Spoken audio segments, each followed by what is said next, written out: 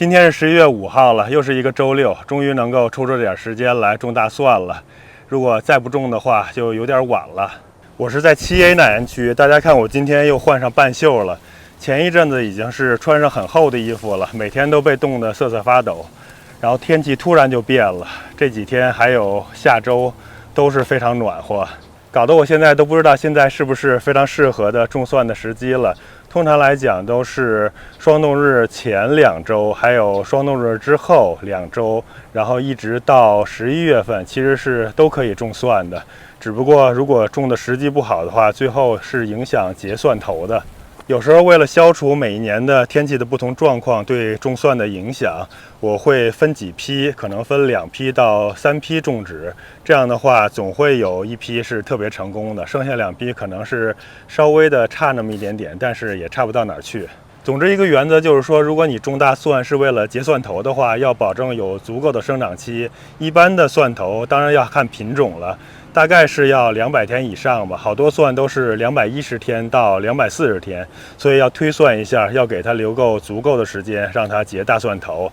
然后到第2年的6月份吧，就是争取能够收获，因为如果过了6月份，那天气就特别热了，就已经不太适合大蒜的生长了。刚才已经谈到种蒜的时间还有时机了。另外一个关于蒜什么时候种的原则就是，你在你当地种植的话，要保证它在入冬之前能长到5-6片叶子吧，大概可能也就是15厘米、6英寸左右的高度。那个时候如果能有5-6片叶子，那么在冬天就能够顺利的过冬了。同时在过冬前也能长出足够发达的根系，然后这些根系能支撑它第2年快速的生长，能够结到比较粗壮硕大的蒜头。大家可能已经注意到了，这次我的蒜跟以前是不一样了。我前些年都是超市买蒜，或者是从网上买一些其实也是超市的这些品种了，不是专门的蒜种。但是今年我是下了血本，买了5袋的蒜种，是专门的比较好的蒜的品种。这些蒜基本上都是一袋大概要20多块钱，也就是说20多块钱1磅。我买了5袋，这个5袋是5个品种，花了大概是130多块钱吧，真是算是下了血本了。而且这个蒜是20多块钱，同时还要加上一部分的运费的。我为什么今年突然想开了，想投资种一些好的蒜的品种呢？就是因为往年买的那些，不管是店里还是网上买的超市品种的这种蒜，也就是说给人吃的这种蒜，就是不管你怎么种，它最后的因为蒜种不太行，所以它最后长出的效果都是差强人意的，感觉是有点对不起自己的时间还有付出，也是枉费了这么多年种蒜的经验了。所以说怎么说呢，还是选一些好的品种吧。而且我在想，这一批蒜呢，我就把它当成种蒜来种，我打算好好的把它们种一下，然后第2年我就把这些蒜收获，就变成我以后的蒜种了。以后我就把它们循环下去，这样的话第2年也不用再额外的投资了，我就想办法把这些蒜给它留下来，然后留到我第2年再去种。再加上今年朋友又给了我们一部分他种的自己保留的这种好的蒜的品种，当然忘记是什么名字了，但是我们能确定那个蒜也是不错的。这样的话我们就有6个比较好的蒜的品种了。到时候我再比较一下到底哪几种更好，长得更好呀，或者是我们更喜欢吃，我最后可能就是重点就是保留那些品种了。稍微给大家介绍一下我买的这几种蒜吧，我都给它们标上号了，从1号到5号。1号的话，这个名字叫 Music， 就是音乐。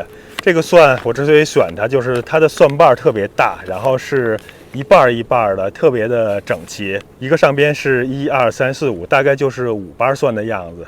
这第2种蒜叫 Purple Italian， 就是紫色意大利。这个蒜也是硬薄蒜的品种，是属于比较耐寒的品种。第3种是 German Red， 是德国红。像这种蒜大概是有德国红啊、德国白呀，就是红皮的，还有白皮的品种。一般来说都是红皮的比较耐寒，所以我买了就是红皮的品种。当然我这个地方是7A 奶源区，冬天也没有那么冷，最冷的时候可能近10年吧，我之前查过，记得近10年最冷的气温是-15度，但是那是最冷了，通常都是达不到这么低的温度的，所以种白皮的呀，或者是种一些其他的品种，应该是问题都不是很大的。第4个品种的蒜叫 Georgian Fire， 应该翻译成格鲁吉亚火吧。然后第5个品种是 Spanish Roja 西班牙罗哈，这些都是红皮儿的蒜，然后它们也都是硬脖子蒜。其实我买的这5种蒜都是硬脖子蒜，因为我种蒜是想收蒜苔的，所以收蒜苔的话就一定要种这种硬脖子蒜，软脖子蒜它最后是不抽蒜苔的。另外就是硬脖子蒜，它的耐寒能力也是比较强的，比较容易越冬，种植起来也稍微的容易一些。还有就是关于蒜的口味，其实我们在买超市的蒜的时候，往往也不太注意蒜的口味到底是什么。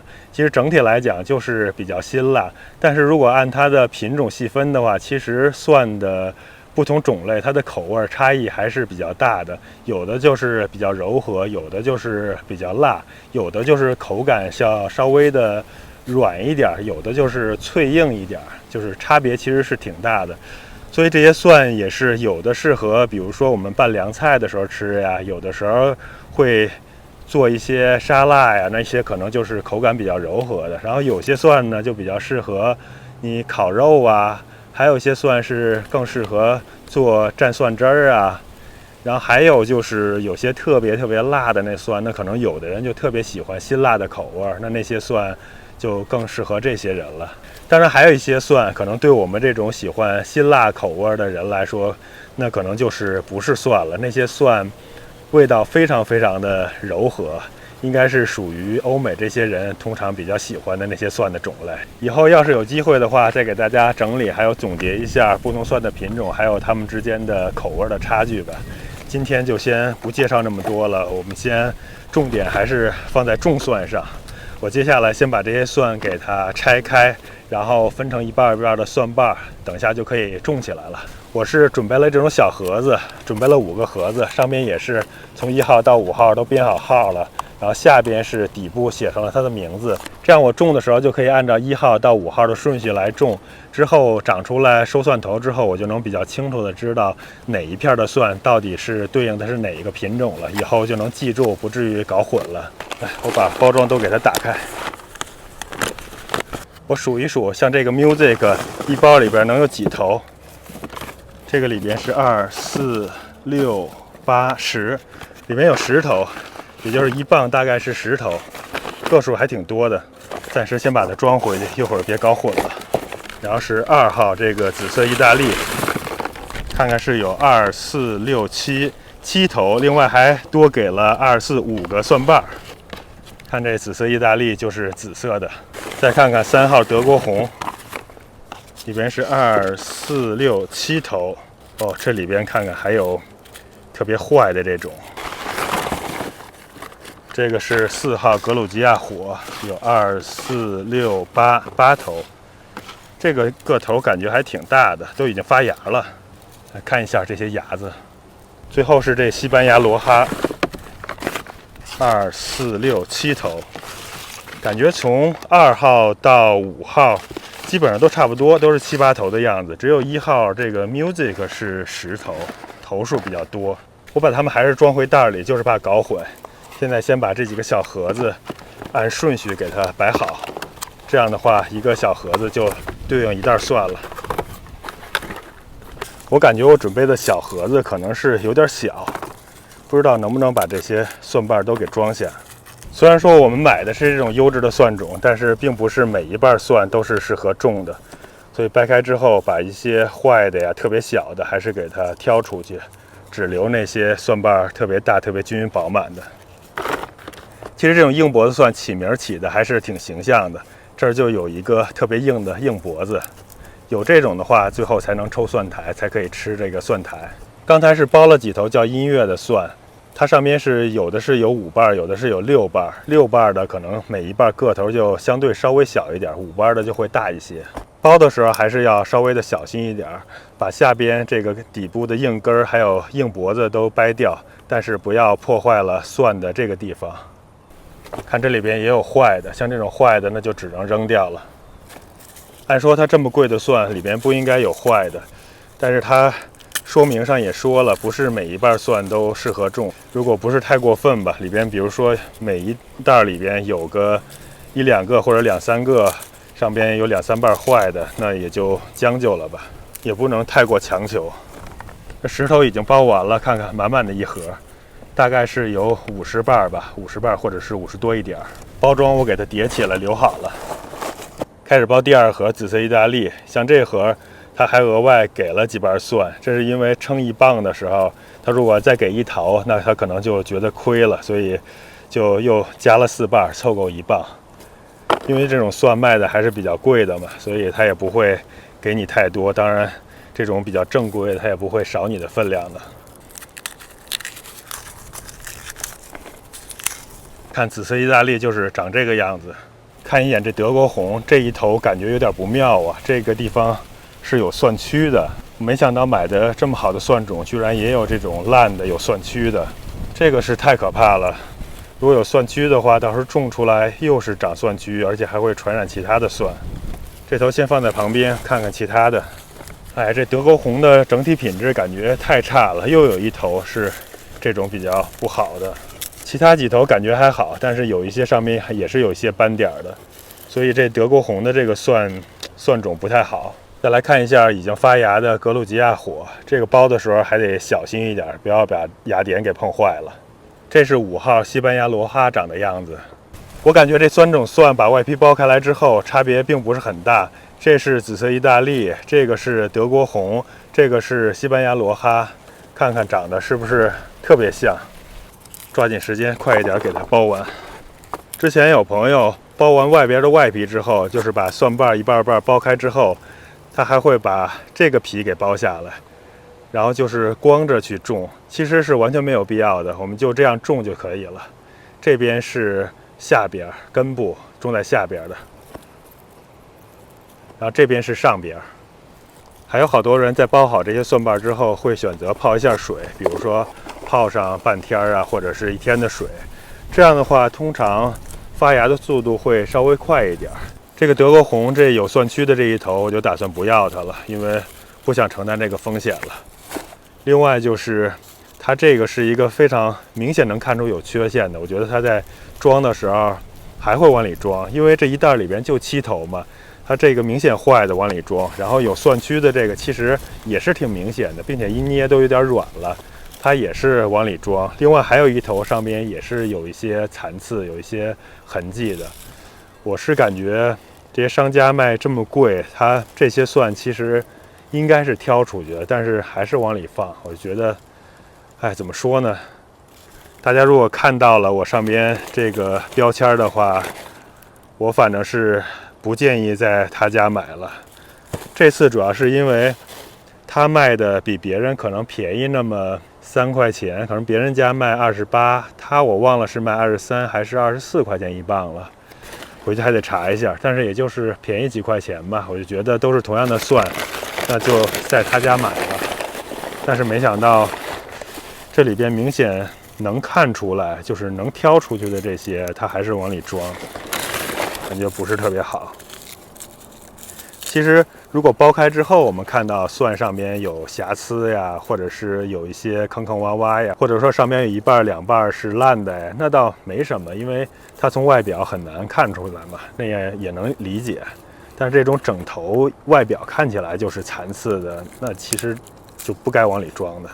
我其实在网上看别人的评论，也是有人提说这个烂的蒜都是往里放，哎，就觉得可能是偶然现象，但是没想到自己也赶上了。当然它是有一个可退换的一个政策吧，我没太仔细读，但是感觉应该是在11月10几号之前跟他联系。他应该是说的是，如果你发芽率特别低，然后拍照片跟他联系，或者是蒜残次率特别高的话，那跟他联系，他可能会有 refund 的。我到时候看看吧，看看我把这2头给他拍一下照片，看看他怎么说吧。不过就这么2头蒜，还有一些稍微有点瑕疵的，感觉也不太值得吧，不太值得再跟他去计较这个。不知道大家遇到这种情况会怎么处理呢？如果说遇到这些坏的比较离谱的，是跟他去争论的，要求退一部分钱呀，还是说怕麻烦就算了？我觉得我还是给他写封信，稍微提一下吧，因为至少不管他有没有赔偿或者补偿，至少让他知道他这个蒜里边是有这种比较严重的问题的。这样的话，也许将来他能改善一下。这个发了芽的，我得小心一点了，慢慢的把它弄下来。如果把芽点碰坏了，就比较麻烦了。其实像美国这边的商家，通常还是挺好说话的，就是你跟他稍微反映一下情况啊，可能他就给你退了呀，或者是再给你寄过来一部分，或者是给你返一部分钱回来呀，这还是比较好说话的吧。但是怎么说呢，也有一些不好说话的，或者就是客服很差吧。像我之前买果树就是，那本来就是没有发芽，或者说它的果树有问题，那他可能就不怎么管你。那种情况呢，你也是没有什么太好的办法。或者好多的话，他要求你，比如说把果树再给他寄回去，你自己负担运费啊。可能比如说你买一棵果树，像以前大概50块钱吧，那运费运过去，你可能也要花个10几20块钱。那有时候觉得可能就算了，而且好多时候吧，他们还不是把钱给你打回你的信用卡里边，他是变成他的那个店的点数。也就是说，比如说他退给我50块钱了，那我花运费给他运回去，然后花了20块钱，然后他再退回我50，那我相当于就得到了，实际上是30块钱。然后这30块钱还不是退我现金，退我信用卡里边，还是给我退到他店里的点数，那就是下次只能在他店里再买别的树用。所以有时候觉得也挺无奈的。我现在在一个店里边还有他的点呢，就是实际上就是说以前退我的钱，但我后来也不想在他家再买东西了，所以也就是浪费了。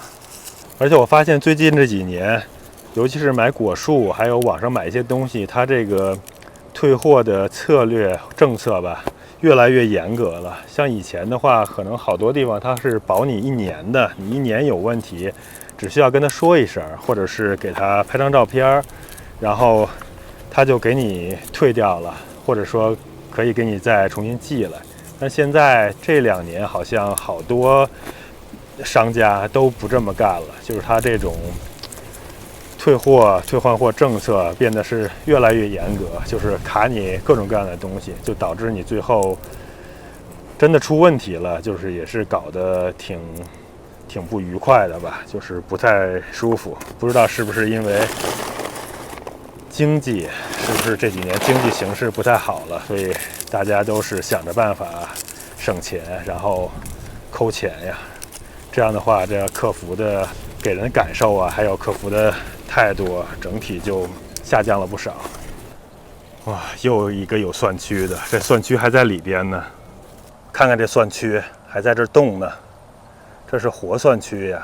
还有现在我越来越担心这花高价钱买来的蒜种了，这太多的蒜区，感觉种出来很有可能又是有好多的蒜区没办法弄啊，真是怕什么来什么。最担心就是蒜种里边有蒜区了，没想到它这东西比在超市买的这种超市种的蒜感觉品质还差呀。超市买的蒜都很少里边能碰到有蒜区的，没想到这蒜种居然有2头蒜都能明显看出蒜区了。其他的我看有一些可能也是，只是没有那么明显。哎，又是报道一头有蒜区的，大家来看一下，这个是蒜区死掉了，看看，而且不光是这一半啊，这里边能明显看到，这都是蒜区里边，看，这里边是德国红还有西班牙罗哈这2种蒜，品质是有点差，都是有蒜区，而且坏的比较多。我现在担心最后它们发芽率可能也成问题，估计不会太好。因为摸着也比较软，现在越来越感觉这2种蒜跟其他的3种好像品质差距真是有点大。我回去得查一查，因为他给我送到的时候是分2个包裹的，我感觉我看看是不是这2种蒜是一个包裹寄过来的。我感觉它是从不同的地方来的，虽然都是在同一个网站一个公司，但是它提供蒜种的应该是不同的地方。我到时候查查。然后查了之后，如果确定是这样的话，我得给他们写封信去反映一个这个情况。我是实在负担不起这批蒜被蒜蛆搞坏的风险，所以我决定还是把它们给泡一泡。我在网上找了一个方子，用来消毒、杀菌、杀虫的。我又用牛奶桶捡了5个泡蒜的容器，分别标上号了，1到5。这样的话，我把1号蒜就放在1号容器里面，这样给它按顺序装，就不会弄混了。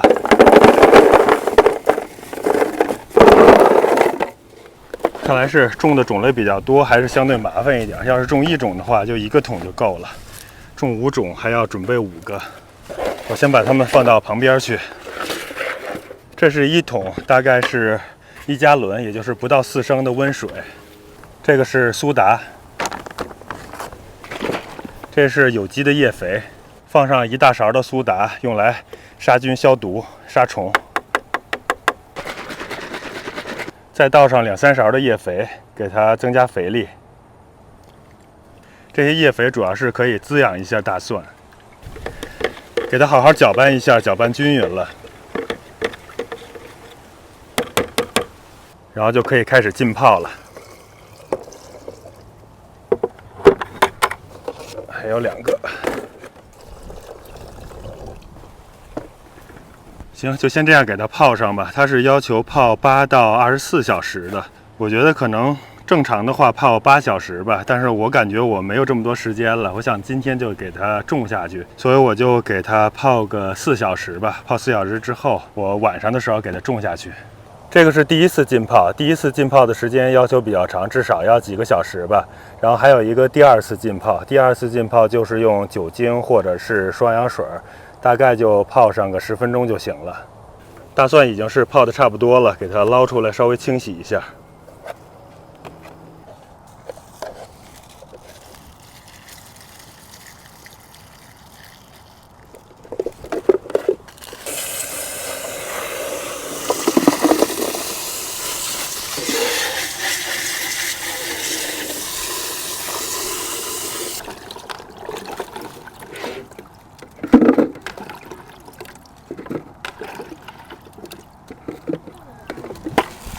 好了，这就洗完了。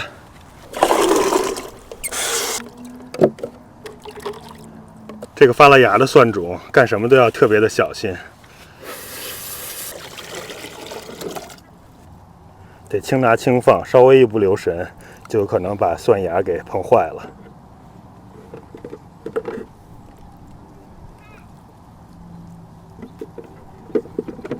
接着就可以进行第2次的浸泡了。我用食品级的双氧水，我一般是给它稀释到0.5%以下的浓度。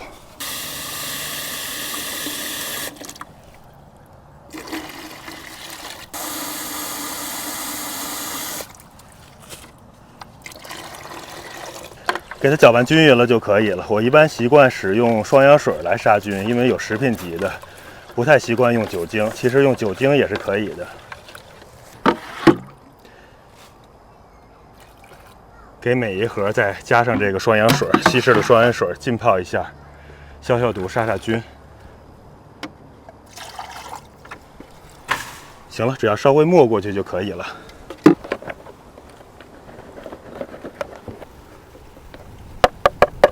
好，就这样给它浸泡上10分钟，然后清洗出来，马上播种就可以了。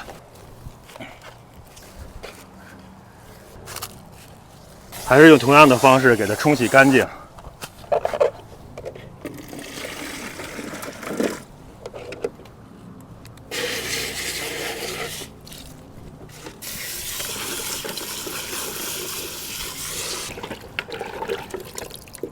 洗净之后，我们就可以拿去种植了。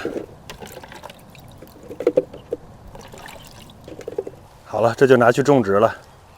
利用泡种子的时间，我把提前准备好的种大蒜的这块地给它平均分成5块，因为我有5种蒜种。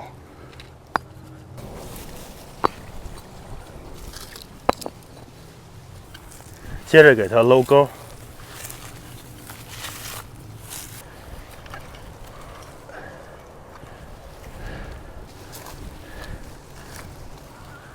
沟已经挖好了，沟与沟之间的间距大概是有30厘米左右。种大蒜的话，如果是想收大蒜头，那么行距就不能太小，至少要能保持30厘米吧，大一点是更好一些。底肥的话，我还是用这种我常用的432的鸡粪肥。你如果是用类似氮磷钾比例的其他的有机复合肥，也是完全没有问题的。大蒜是富贵菜，施底肥的时候比其他的菜要稍微的多给一些。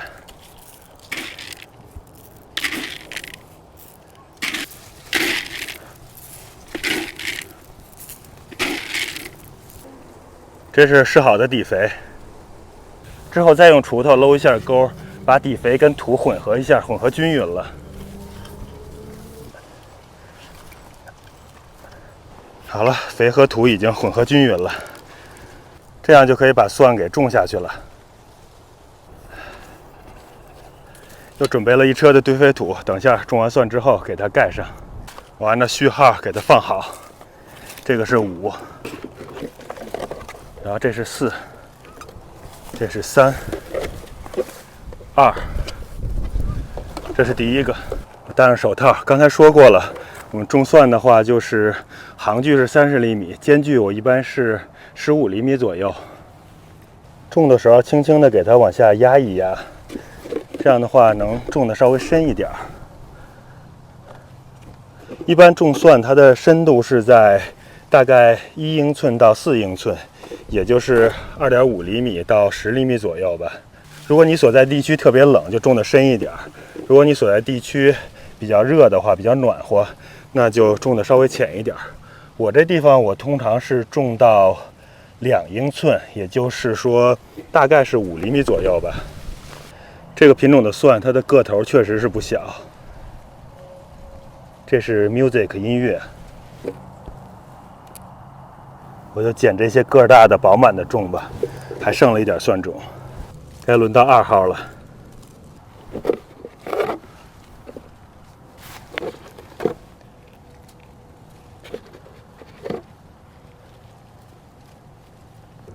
感觉我留的地方还是有点小，蒜种剩的有点多。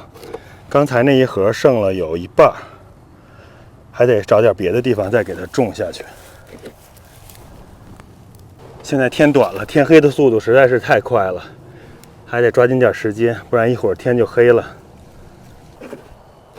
终于到了最后一盒了，抓紧时间。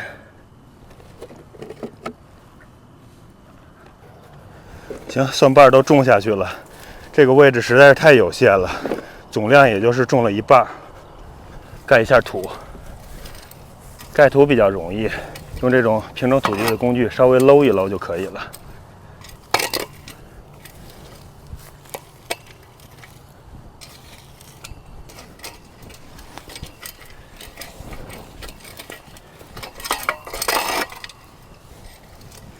这发了芽的蒜，盖土也要小心，以免不小心一用劲儿把芽给碰断。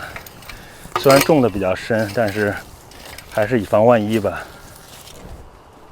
土地平整完了，土已经盖好了，再撒上一点堆肥土，这样的话能增加有机质，并且再给它额外的一层覆盖，保温保暖，也能有防草的作用。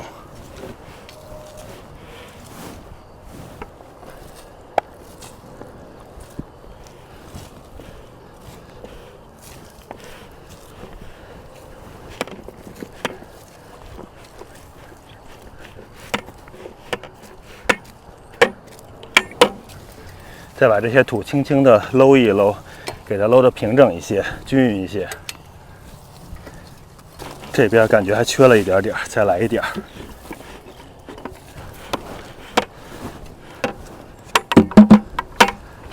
天是越来越黑了，都快有点看不清了。不过好在终于快弄完了。好了，就这样了。接着是给它铺稻杆，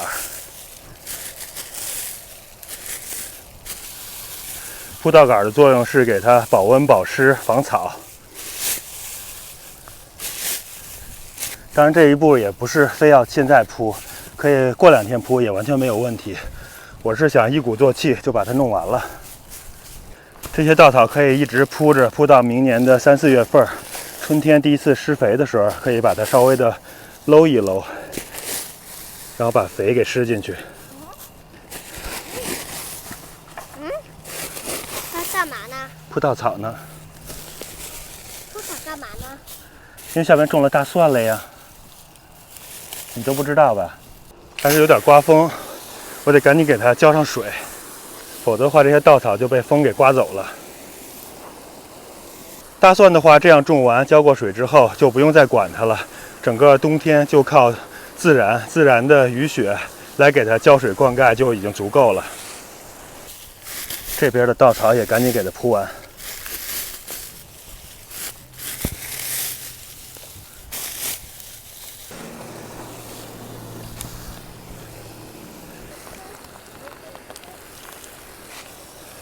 这下就彻底的种完了，这也算是入冬泉的最后一次大规模的种植了。